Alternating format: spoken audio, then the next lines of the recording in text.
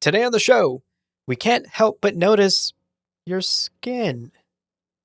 It's so moist. Like cream.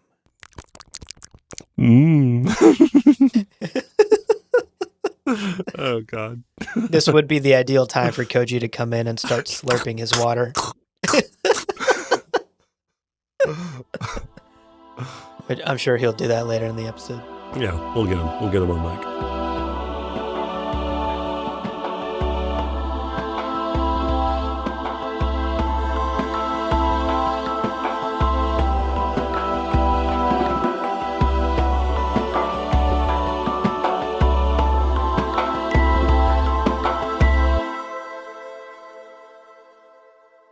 Welcome to Gom Jabbar, your guide to the iconic world of Dune. We'll be exploring the themes, philosophies, and characters found in the sandy depths of this vast universe. From Frank Herbert's groundbreaking novels to the adaptations on film and TV. My name is Leo. And my name's Abu. And today on the show, we are continuing our coverage of the SyFy Channel's Dune miniseries. Hell yeah, baby. Episode 2, Part 2. Part 2, the second one, we made it. We talked about episode 1. If you hadn't heard it, go listen. If you haven't watched them, go watch them. Today we're talking about episode 2. And as a spoiler warning, well, the miniseries covers the events of Dune, so spoiler warning for the first book and, of course, the Denis Villeneuve adaptation, the newer movie. That's right. We're going to be making a number of comparisons to the movie today. Indeed. Also, let's get a bit of housekeeping out of the way before we jump in. A reminder that the best way to support this podcast is to become a patron on patreon.com/gomjabbar. Yeah. You get incredible perks like early access to book club episodes, extra bloopers and bonus clips every week.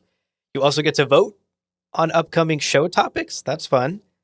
And of course, you get invited to the exclusive Discord server that's just for our listeners. You get to chat with us directly, and you get to know all of the amazing folks in our geeky little community. Just a bunch of fans of Dune hanging out in a Discord server.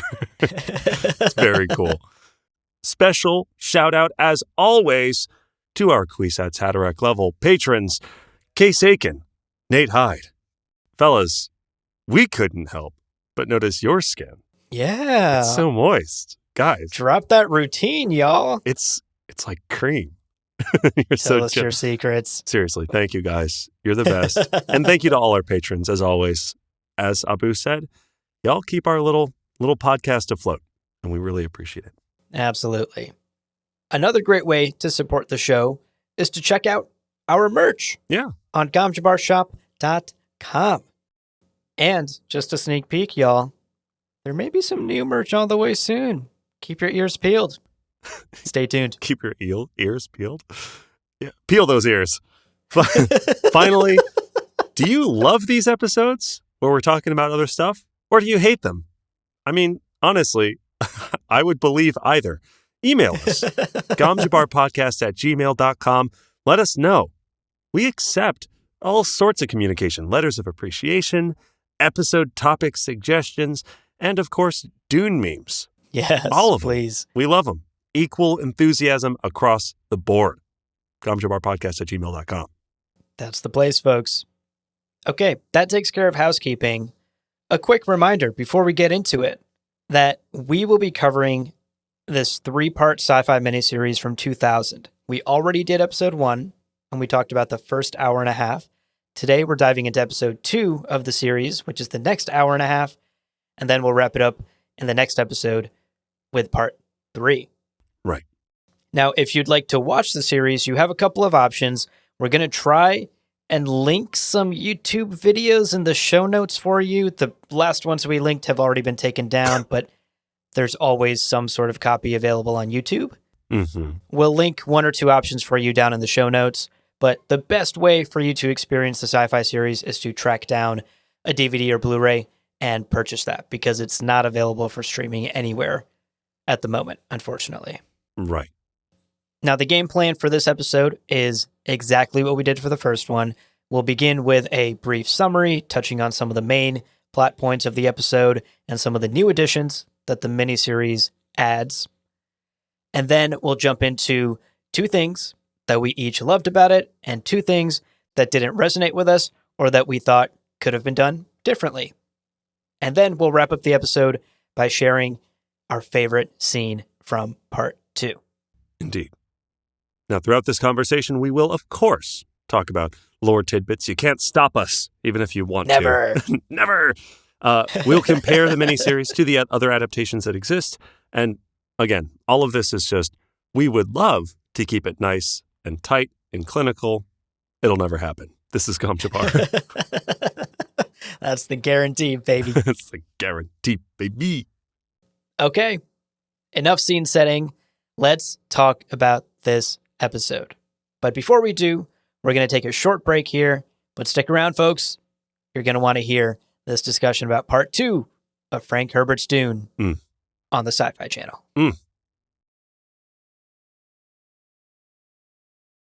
Welcome back, everybody.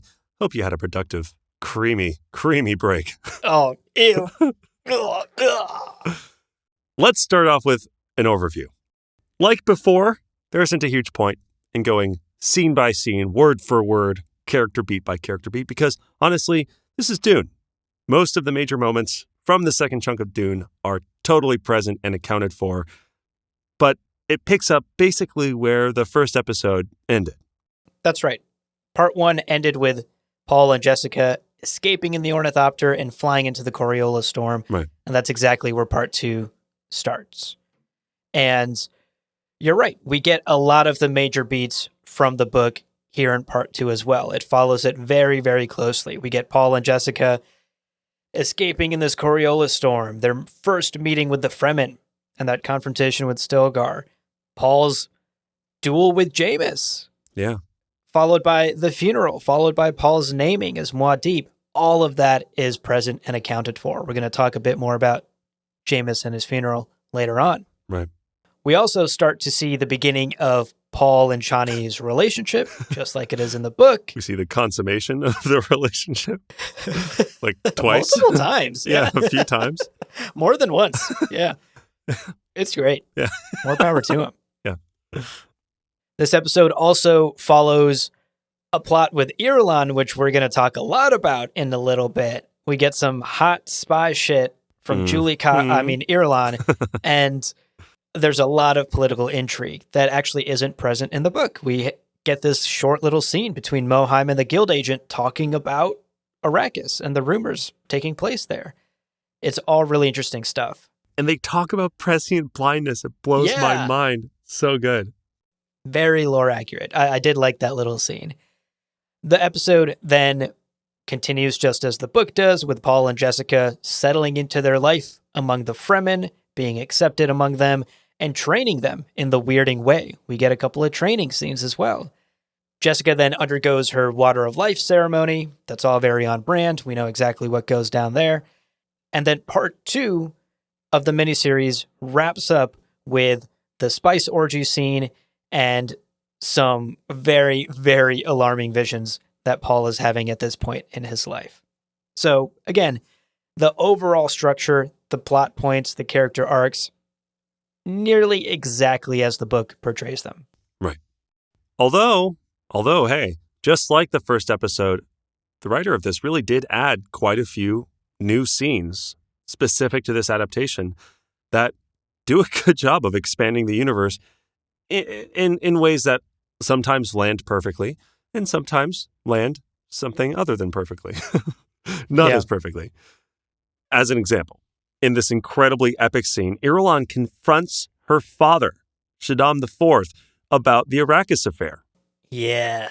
He's like, what the fuck, Pops? I liked him. He was cute. How dare you? Incredible. A lot of fun. Great scene. We see a scene where the Fremen troop rests for the day on the trip to Sietch Tabr, and Paul gets his first look at a pair of dem titties, which is a very crass way to say a tremendously uncomfortable, long stare at Chani, who's dressing. and is made uncomfortable by Paul. Paul, what are you doing? My guy. Good Lord. Meanwhile, Jessica sees him staring and does not scold him. It's a very strange Oh my gosh. It's strange. We'll talk and it's about clear it. that his all-seeing visions didn't teach him some manners.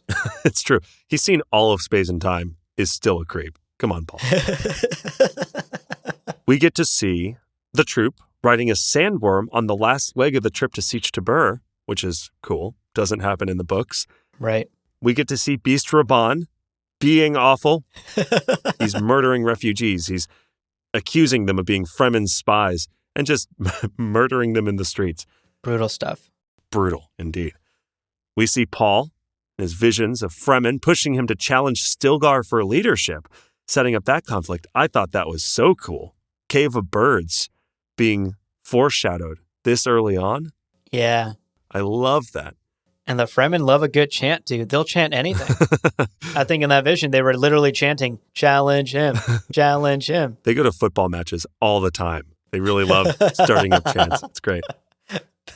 We get this incredible montage of Stilgar and Paul training in the field, battling Harkonnen troops. You know, we haven't gotten to the 2-year time skip yet, but we're getting to see some of what takes Paul from being the naive dude who kills his first guy with a blade to hardened Fremen warrior. Really. Mm-hmm. We see that transformation happening. It's cool. His haircut changes. Chani gives Paul a lesson on how spice and worm are connected, which is cool. Yeah. And they bang naturally.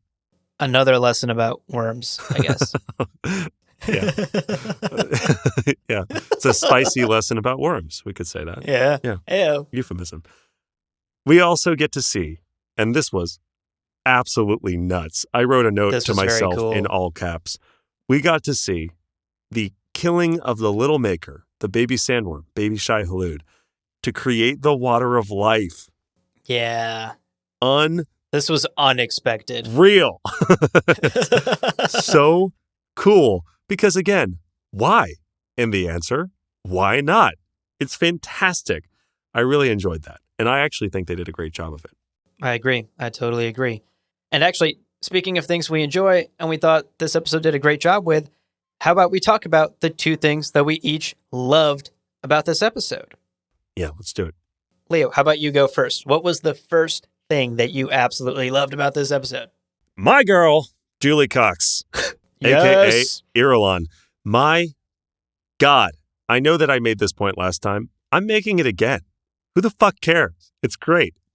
Irulan gets so much time on screen in this adaptation, and I am here for it.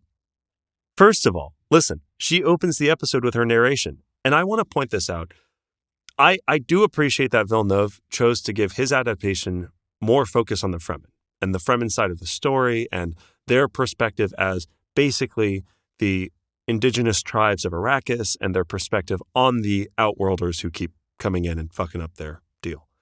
I appreciate that. I think that's great. And I honestly think that's something that needed to be done. That being said, canonically, Irulan is the historian who documented a ton of Dune's events.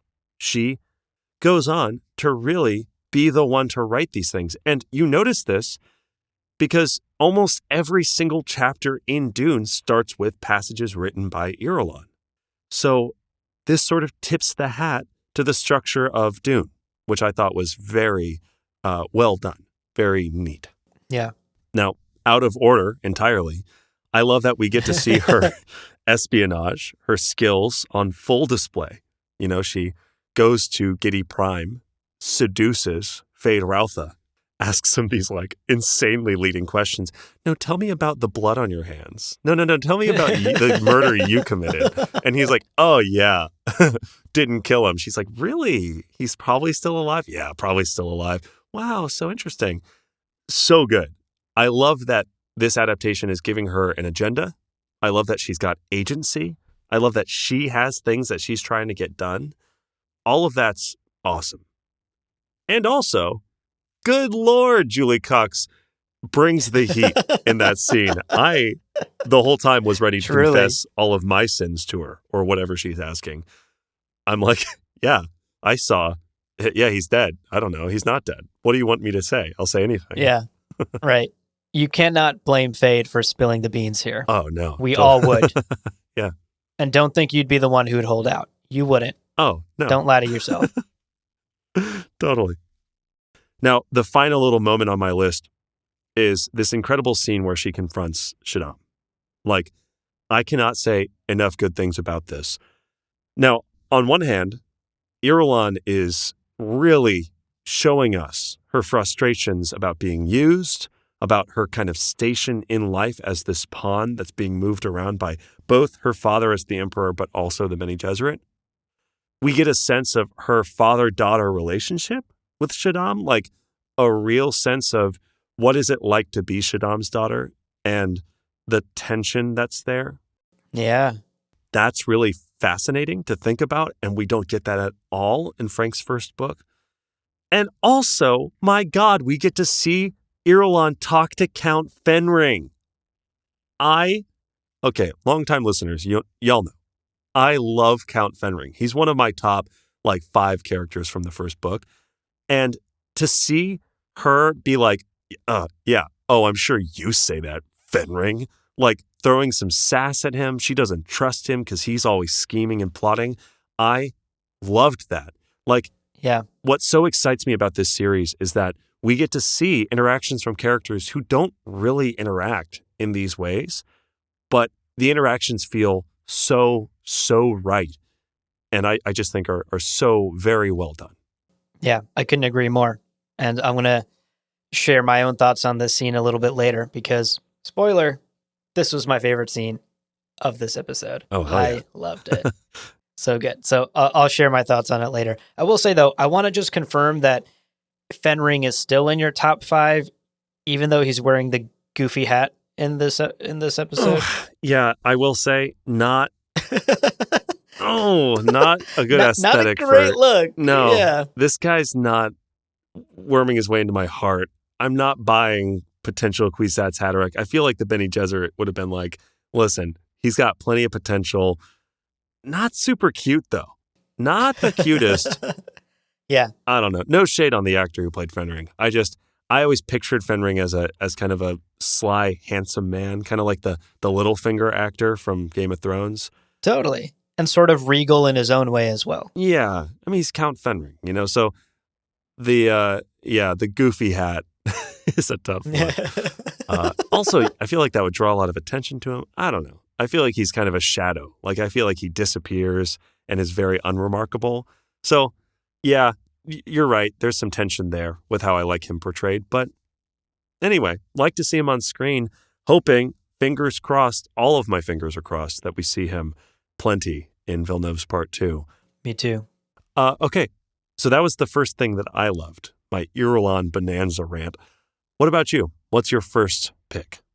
So I wanted to spend a couple of minutes talking about this Jameis funeral because I was so happy to see this in the show. Yeah. A part of me really feels like the Jameis funeral could be on the chopping block in the Denis Villeneuve adaptation in Part 2, but I desperately hope that it's included because this is one of my top scenes from the book. It's one of the most emotional scenes in the book. And I think the I was a friend of Jameis ritual is just so iconic and would be so incredible to see on screen. And it really was incredible to see it in this adaptation. Yeah. I was very, very happy it was included for a couple of reasons. I mean, I think beyond just it being iconic and very emotional, it's important for Paul's character growth as well. This is one of the first times in Paul's life that he has to reckon with the fact that he has killed a man. Right. Which is a formative moment for him. And in the SyFy Miniseries episode, Paul says, quote, I was a friend of Jameis, and he taught me that when you kill, you pay for it, end quote. And I went back and I checked the book because I couldn't remember if that was exactly what he said. And that is, word for word, what Paul says in the book as well, during the ritual, during the funeral. So that was cool to see how closely they adapted that. Yeah. He also, of course, gives water to the dead at this moment. He sheds tears, and the water that's then reclaimed from Jameis's body is given to Paul because it is rightfully his as the victor in that duel. Just a big sack of Jameis juice. Just a big Jameis juice. Wow. I cannot believe we haven't been calling it that forever. I did chuckle at the fact that this miniseries made one small change that I thought was kind of unnecessary, but like Stilgar walks up with the fucking Jameis man juice jugs and like sticks it in Paul's mouth and he's like, yo, drink this. You've earned this water. Oh shit. Jameis juice jug. Water bottle. Water bottle. Oh my God. Jameis juice. Jameis juice. What flavor would that be? What does Jameis taste like? Oh God. Sweat, leather, salty leather water with Yep. You're spot on. So that merchandise ideas aside, I think the Paul having to drink Jameis's juice, very weird. Yeah. But either way, really well done scene. I was extremely invested. I think this scene is so important, not only for Paul's own character growth, but also because it gives us insight into Fremen culture, something we know so little about in the first half of the book. I loved that it was included in the SyFy miniseries. I desperately hope Denis Villeneuve takes some cues from the miniseries and includes this in the movie as well in part 2. Yeah. No, 100% agreed. I like in the book, rereading that chapter, I cried. It's just so emotional and it's such an important moment for Paul. And it's, I'm so glad it was there. And honestly, Denis, take notes, please. Totally. I can't wait to see it if it happens. Yeah. Okay, Leo, item number 2 on what you loved about this episode. All right, this one's, again, kind of a grab bag. It's production choices. Broadly. I love how you're always like 2, 2A, 2B, 2C, 2D. Yeah. I know. Just sneaking in a couple of small ones every now and then. Listen. I love it. I almost didn't put things I didn't like today, and I thought that was too on the nose. Yes, I think this I would say this is production choices. Okay. These are a few smaller things, but ultimately I think there's this umbrella of they made some very strong choices, especially in this episode, that I am very much on board for. So while this won't be like a conclusive list of literally everything, I am going to do my best to just cover the big things that jumped out at me. First up, we see the weird in combat in this adaptation. And remember, until this adaptation, weird in combat was a sound gun, I guess, because David Lynch didn't want desert kung fu. Fuck off, David Lynch. Give us weird in combat. And we're given it here, and it looks so cool. Like, Frank was super vague in describing exactly how it looks, but there's like a little description of you visualize being at the target place before you could conceivably move there, so it appears like you teleport. It's so vague, but I think they killed it. It looks so cool and looks exactly as mystical as we're sort of led to believe it is in the book, you know? Yeah. It was really, really well done. Yeah, I loved it. Something that was maybe less well done, but I still love it. Muad'Dib. Oh my God. As a little stuffed mouse. My God, it's adorable. I'm on board. It's basically a sock puppet. It's so bad. It's hilarious, kind of awful.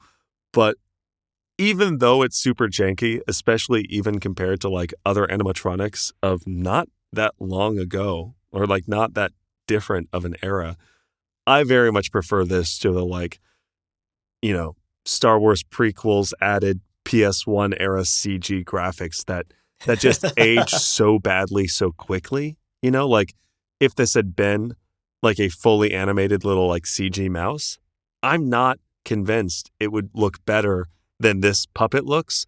And I think this puppet is going to look charming and funny and cute in 40 years, you know? So you're saying it can't age badly if it's bad to begin with. Yeah. They plateaued how bad it looks aggressively. Like day 2, it looked bad. But it looks just as bad hundreds of days later. 20 years later, yeah. That's fair. It's a strong choice. They're like, it's a cardboard cutout. Fuck you. Look at it. It's a mouse. You understand what we're doing. And viewers are like, I guess they win. That looks great. I get it, yeah. I get it. I loved the glow globes and the shaking of the glow globes. It's such an interesting choice. Like, I don't know for a fact that this didn't come up or like come specifically from Frank's writings or even Brian's, but I looked through the first couple of books that Frank wrote, and most of the time glow globes are just lit or extinguished, right? And not really given any kind of gesture. Like, what are they doing when they light the glow globes or extinguish the glow globes? Giving them that little like shake, I think, first of all, reads really well on camera.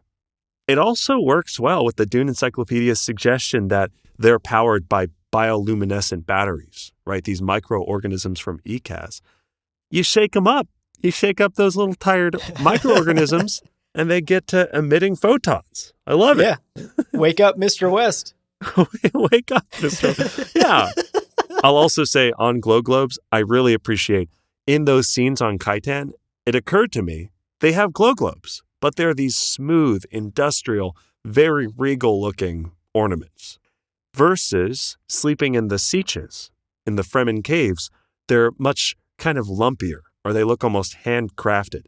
And I love that sort of unspoken storytelling, that like just set design giving you the idea, yeah, they all have this type of light, but the way that they're making it on Khitan or the way they make it for Khitan is different than maybe the way they're made on Arrakis. Yeah. I loved this detail. It's something I didn't notice until I looked at the script. I saw your notes and I was like, no way. And I went back and skimmed through and rewatched some of the scenes you pointed out here. And you're totally right. That is some very cool world building and attention to detail, that the glow globes on different planets and different cultures are designed differently. That's so cool. It's really cool. And, you know, now I realize now I don't even know if I noticed any on Giddy Prime. So I'll have to go back and check. But yeah, again, it just shows an attention to detail, a dedication to craft, a dedication to storytelling on every level, right? It's not just about the words the characters say. It's what they wear. It's how they light their rooms. It's, you know, it's all of it, which I think is really cool. Yeah, it's the creaminess of their skin. All of it matters. It's just the creamy skin that we get to see on, especially, man, that fade scene. Shit. Yeah, shit. All right. Okay, concentrate. The spice agony is a whole trip. That's a whole moment. And I gotta say, literally though, yeah. This is on my list of bold choices I agree with, because if you look at what it's described as in the book, this has got to be like top 2 or 3 hardest to adapt moments in the book. And it's just such an eternal abstract process, right? Like it's an internal abstract process.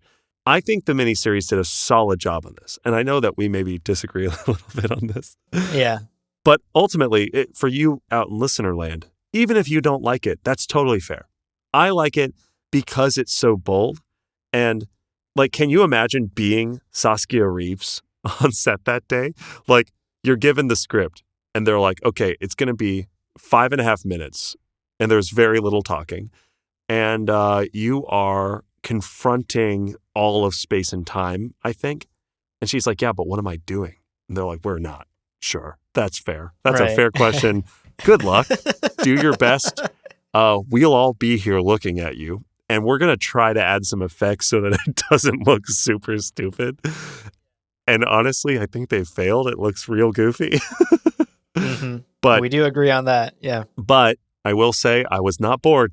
I was not bored through that whole portion. And it's a strong choice. It's a really strong choice.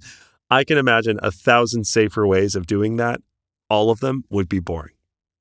Next up, pretty quickly, I'll say the final scenes contain some incredible choices.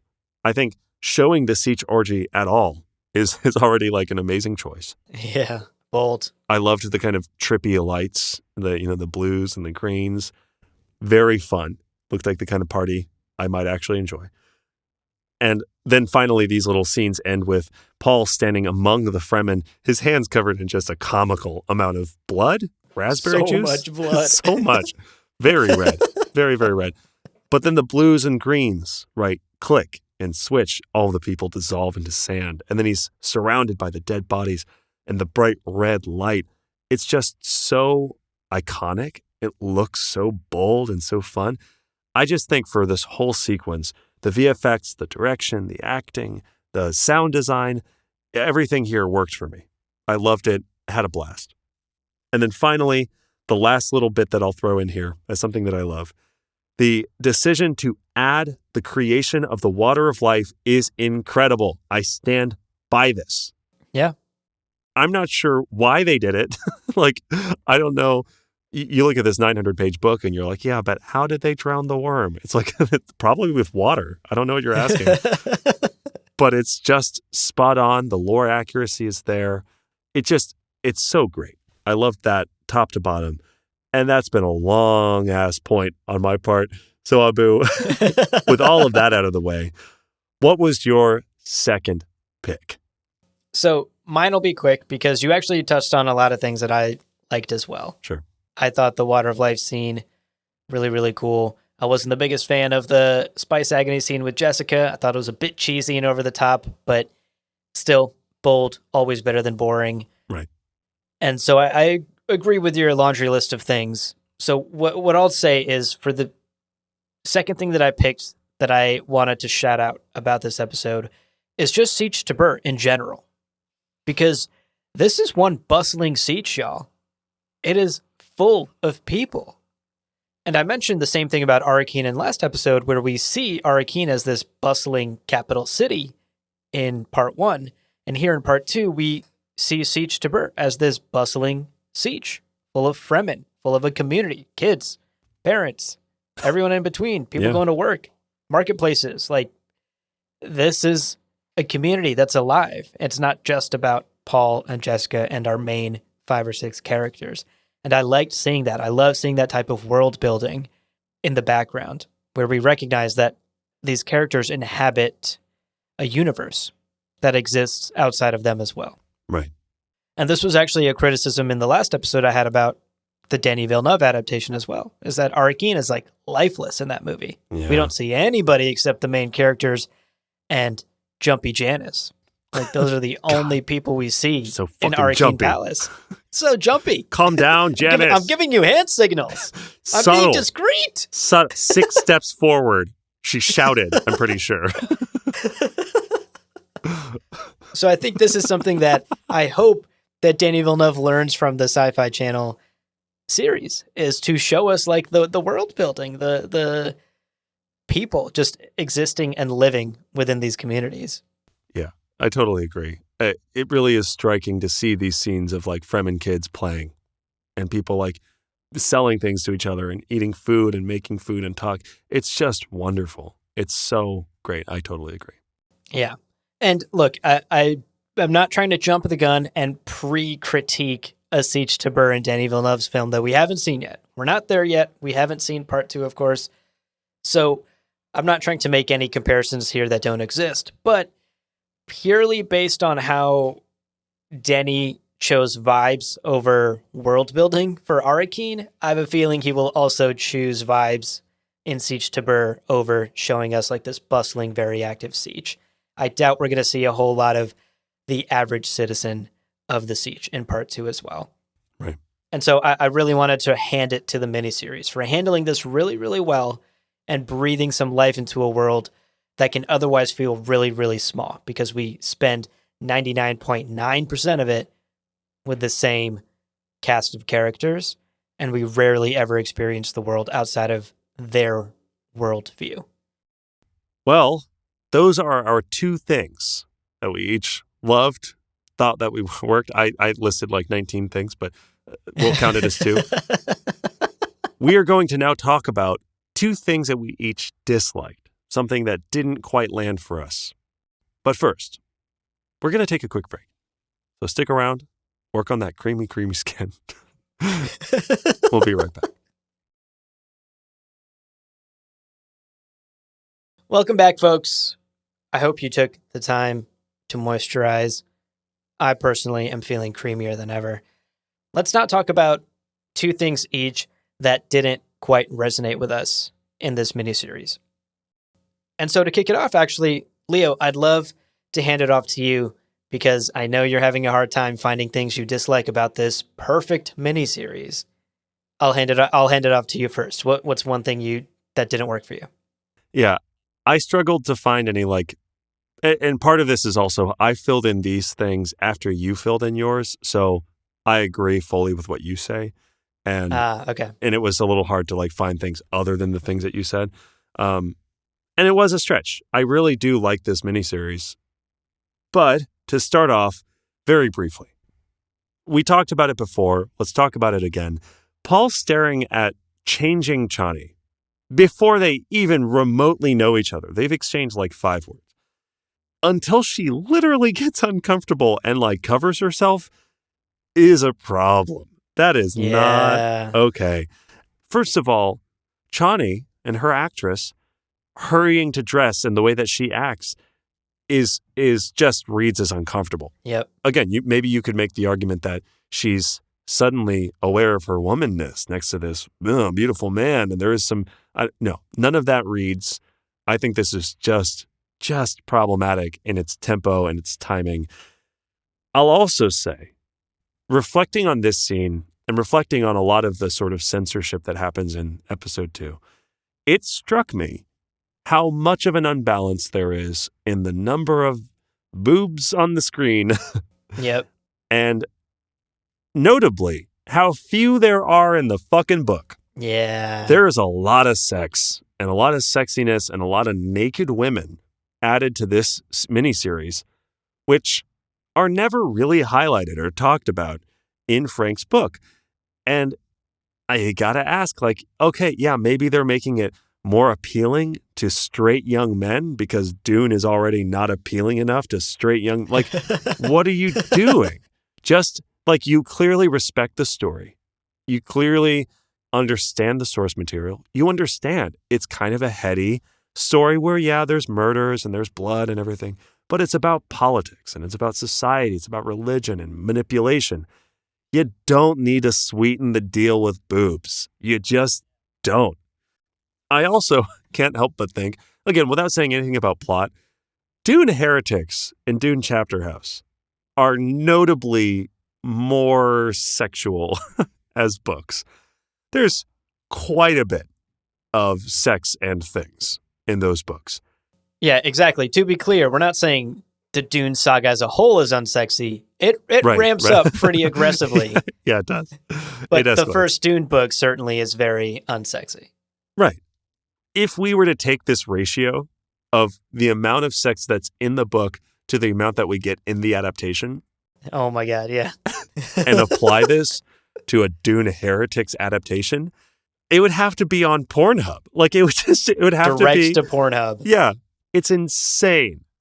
So anyway, that's my first thing.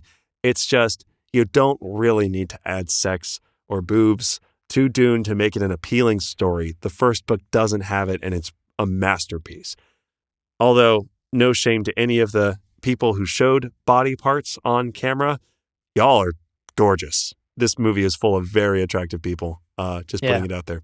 Anyway, so that's it. That's my first thing. What about you? What's your first pick for things that don't work? So let me hit you with this, Leo. Sure. Why, oh why, must the Baron rhyme? Frankly, I consider it a serious crime. Oh, shit. What a silly thing for the fearsome Baron to do. It makes me want to bid adieu and never watch the show again. I couldn't keep that going. Snaps. It was incredibly... Thank you. Thank you so much. I appreciate you snapping for that horrible rhyme that I just forcefully inserted into the middle of this podcast when we're having a normal conversation. The coffee shop went wild with snaps. I guess the point I'm trying to make is the Baron rhyming is just so distracting and such a turnoff for me. I know we already talked about the issues we have with the Baron's portrayal in the last episode, so I'll try not to rehash too much and I'll try not to spend too much time on this. But I really do think you're spot on what you said last episode about David Lynch taking the Baron in a certain direction, this madman cackling quirky Baron Yeah. really stuck for a long time. And I think the SyFy Channel really just followed suit with what David Lynch did. And that's how they adapted it. That's clearly the Baron we get on screen here. And for me, and I think for you as well, it just doesn't work for us. Like it isn't the Baron that I read in the book. It isn't this fearsome, cold, calculating man that I know exists in the story, particularly in the first half of the book when we know so little about his plan. Right. Later in the book, the way he handles Fade's attempts at murdering him, which we haven't quite seen in the miniseries yet. We're not there yet, but we get more examples of just how shrewd and cunning and brilliant the Baron is. And none of that is on display in either the 1984 film or in this miniseries in these first 2 episodes. Right. I think, like we said in the last episode, the Baron we get in the Denis Villeneuve adaptation is truly the closest Baron we've gotten to the one in the book. I completely agree. I think you fundamentally miss the point of the Baron if you make him this idiotic, rhyming, gesturing like, oh, I'm the Baron. Like, it's just wrong. And it seems conspicuously wrong in such a generally careful, meticulous adaptation. It is interesting. I'll have to, I'm pushing for us to do a 4th episode on this, just like talking about the whole series. And I have this behind the scenes book, and I'm curious to read about, I know that they talked about this is more Shakespeare than it is like Star Trek or Star Wars, but still, to get this character so wrong is so interesting. Yeah. I would love to know what was going on in the writer's room and in the director's head with the Baron. It's an interesting take. And again, it's a take on it, and our opinions are just that it doesn't match the Baron we know in the book. But maybe this is your favorite version of the Baron, and that's totally valid too. Yeah, I think a lot of people this was the first time they ever saw Dune, and they probably do kind of resonate with this. No shame to you, honestly. Totally.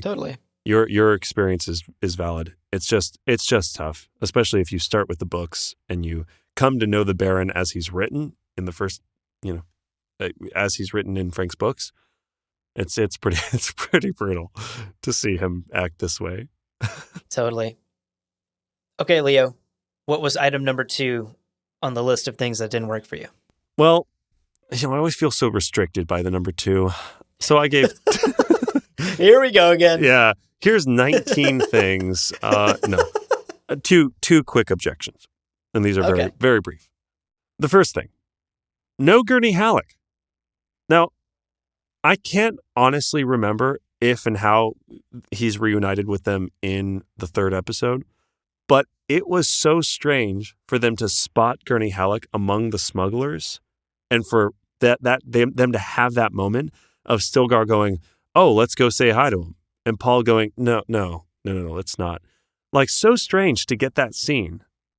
Now, granted, this is because that scene where Gurney reunites with Paul and there's the 3 Sardaukar among the 10, smugglers, that happens after the time jump, and we're not there yet. Yeah, we're not there yet. But why give us this scene? It felt very strange. It felt very like a tease, and that I just didn't appreciate. Yeah. More generally, I'll say, for as accurate as a lot of this adaptation feels to me, and as meticulous as they've seemed to have been with so much of the world building and little details, in this adaptation, I have zero sense of how dangerous the desert is. Like, multiple scenes have characters just hanging out in the sun. The episode literally starts with Jessica. I guess the ornithopter crashed after the Coriolis storm. We don't even see that. She's asleep in the sand and wakes up, and Paul's like sitting reading Yui's note. She's in palace clothes, sleeping in the sand? Or even if she's unconscious, Paul, drag her into the shadows. What are you doing? You will die. You are both dead. Yeah. With that shitty water discipline. Come on. It's baffling to me. And the desert being nearly impossible to survive is kind of central to a few of the key elements of this story. I just personally wish they spent more time on it, especially in an adaptation that adds as many scenes as it does. I trust that they could have figured out a way to do that correctly, and they just didn't. So, yeah, not a huge problem. Neither of those are huge problems, but things that kind of bothered me. That's me. What is your second choice? So, my second choice is just Stilgar. Yeah. Just almost everything about Stilgar rubs me the wrong way. And this actually goes beyond what I said in the last episode about the issues I had with Stilgar being cast as a white dude. I've already said my piece there. I just think even beyond that, he was completely miscast. Like, maybe it's just a disconnect between the Stilgar I've always had in my head and Javier Bardem as the Stilgar we have now in the Denis Villeneuve movie. But I just have such a hard time believing that that this like old balding dude is the smartest and most fearsome warrior in Siege Tabur who's risen to the ranks of Nabe and has earned his people's respect through combat and trials and Harkonnen blood on his hands. I don't see that. I'm also divorced. Like it's, I just have a really tough time. Maybe it's something about the costume and makeup and hair design. I don't know. I always got the sense that Stilgar was this like regal, self-assured, confident leader of the Fremen people, right? Like the kind of person who walks into the room and sucks the oxygen out of the room because all eyes dart to him. Yeah. Like becomes the focus of anywhere he walks into. Like tall, not even necessarily handsome, just rugged. What I'm doing is not describing the actor who played Stilgar in this miniseries. I don't know how to say his name, but he's a German actor named Uwe Oceanskecht? Oceanecht. Oceanecht. Yeah. I just think this was not the role for him. Stilgar was not who he was meant to play. And it certainly wasn't who I envisioned in the books. And I brought up Javier Bardem, but really, like, Javier Bardem truly embodies the Stilgar that I've always had in my mind. This man who instantly commands respect in a room and who carries himself with confidence. That to me is Javier Bardem and not Yui, unfortunately. The actor just simply did not work for me at all here. I mean, it is canonical. Like, when Jessica is observing him for the first time, she notices all the things you are looking for, right? She's like, here is a man who leads. Here's a man who commands respect, and everyone defers to him, and he's very comfortable with power, and she's straight up attracted to him. She's like, yeah, for real. He's a Nabe, you say? I don't even know what that means. Hell yeah. Yeah. Sold. Smash. Sorry, what are we doing? Smash, right? Yeah. That's a great point. No one has ever passed on Stilgar, let's be honest. Yeah, and regardless of if he's handsome or not, that's his charisma. It's his attraction. He is attractive, period. It's canonical. Yeah. Okay, Leo. Well, those were things that didn't necessarily work for us that we disliked about this episode, but we hate ending an episode on a downer. So how about we share our favorite scene from this episode? You only got to pick one, so no cheating on this one. What was your favorite scene from part 2? Well, I decided that these 3 or 4 scenes really spoke to me. No, I chose one. I played by the rules. I will say, although there were other scenes that I really liked, I will say that Chani's speech by the underground water basin was really powerful. The scene is interesting. It's written for this miniseries. It's unique to this miniseries.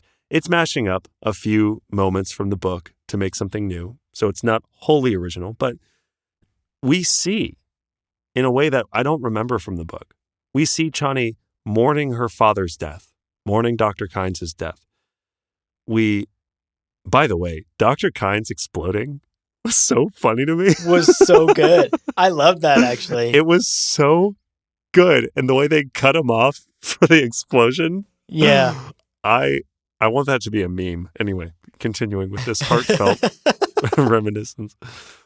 Love that you snuck in another scene, but Listen, go ahead. shut up. I will be me. Okay. That she gives water to the dead.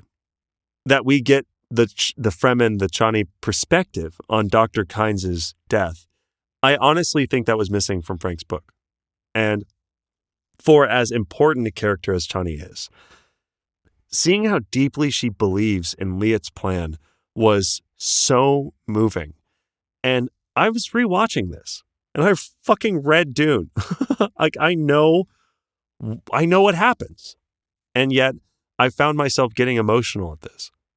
Her breaking down as she's kind of describing this dream for a green Arrakis and carrying on this vision of her father, it was very powerful in a way that I was not anticipating. And I just want to applaud the actress who plays Chani, but also I think the decision to make that a scene, give that its own space, and give Chani a moment to really show the sorrow of losing a parent. Because again, in the book, I think she's just quiet and leaves for a bit as Paul meets Hurrah and his new children he owns. So anyway, that's my sort of pick. I think it was just so powerful. Yeah. No, absolutely. Chani's grief is completely off page in the book, which I think is injustice to such a central character in this story. So I couldn't agree more. I loved the fact that this miniseries brought that front and center, that relationship between Chani and her father and how much his death truly did affect her. Yeah. Well, that's my pick for favorite scene. Favorite two scenes, really. What's your favorite scene from this episode? So, Kynes getting blown up aside, the other scene that I truly loved in this, we've already talked about it at the top of the episode, but I'll touch on some things again here. Irulan confronting her father. Yes. Mm-hmm.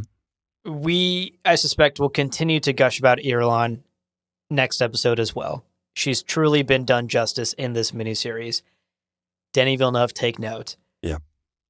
I loved every time we cut back to the palace to see what sneaky shit she was up to. Yeah. This version of Irulan, like you said earlier, you used the word agency, and I love that. This version of Irulan has been given so much more agency and is, frankly, actually a real three-dimensional character.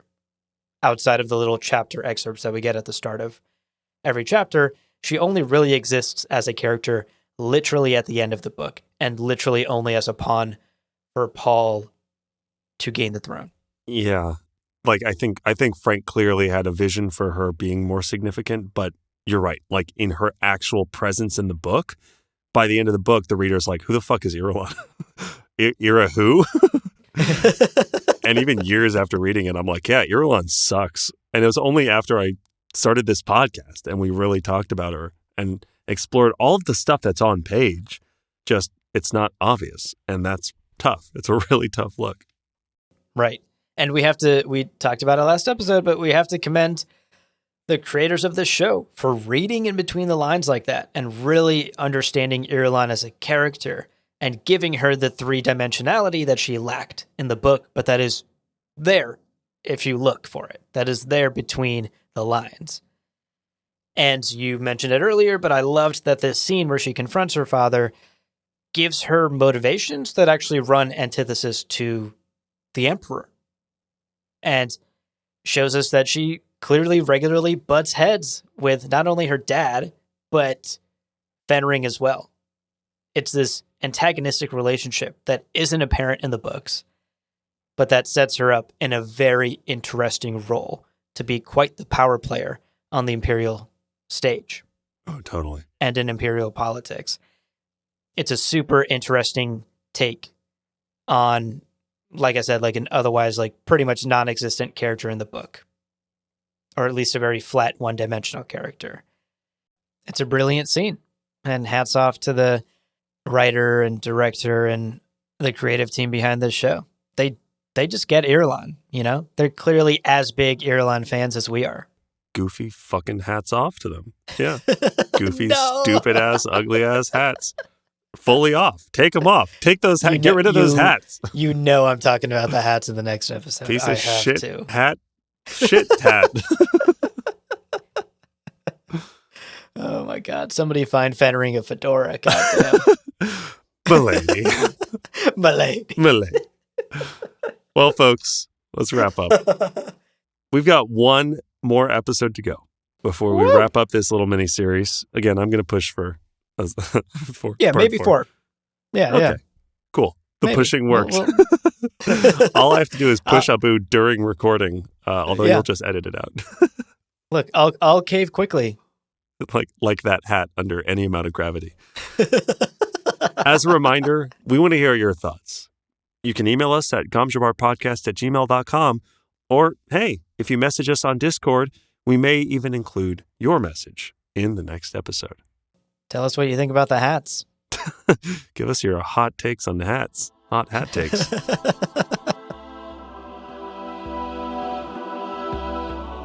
Well, friends, there is no real ending. It's just the place where you stop the recording. But this podcast is always one step beyond logic, so help spread the word of Muad'Dib and leave us a review on Apple Podcasts and Spotify. And be sure to check out the other shows on the Lore Party Podcast Network on loreparty.com. You can also follow us on Twitter and Instagram at lore_party. Thank you so much for listening, and remember, he who controls the podcast controls the universe. We'll see you on the Golden Path. We've got original merchandise that celebrates Frank's incredible universe, t-shirts, bobby pins, or not bobby pins, what the fuck? T-shirts, microwaves, semi-trucks. We have clogs, cigarettes. A large Hadron Collider? All of it. We have the planet Mars for sale. NFTs crafted of your girlfriend's feet. Oh, yikes.